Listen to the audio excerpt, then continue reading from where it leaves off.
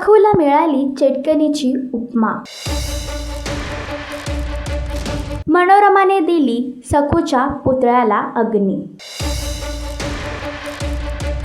सखा माझा पांडुरंग या मालिकेच्या आगामी भागामध्ये एक नवा ट्विस्ट लवकरच प्रेक्षकांना पाहायला मिळणार आहे। सखू जेव्हा लग्न करून घरात येते तेव्हा मनोरमा तिला सांगते की माझ्या घरामध्ये विठ्ठलाचा गजर अजिबात करायचा नाही आणि एवढंच नव्हे तर सखूला चटकनीची उपमा देखील दिली। तिला गावच्या हवाले करून गाववाल्याने तिच्यावर शेण दगड फेकले। तर तीच लहान सखू आता मोठी होऊन पुन्हा आपल्या गावी आली आहे। मात्र गावातल्या लोकांवर असलेली अंधश्रद्धा आणि नागोजीने अशा पद्धतीने त्यांची मती भ्रष्ट करून तिला फार अस्वस्थ वाटत आहे। एवढंच नव्हे तर तिच्या समोर तिच्या पुतळ्याला देखील तिच्या सासूबाई अग्नी देत आहे। तर ते बघून सखू पुन्हा माघार घेईल का? सखू गावकऱ्यांना विठ्ठलाचं महत्त्व कसं पटवून देणार हे जाणून घेण्यासाठी मालिका नक्की पहा आणि अशीच अपडेट जाणून घेण्यासाठी तुम्ही आमचं चॅनल टेलीचक्कर रिजनल तर लाईक, शेअर आणि सबस्क्राईब नक्कीच करा।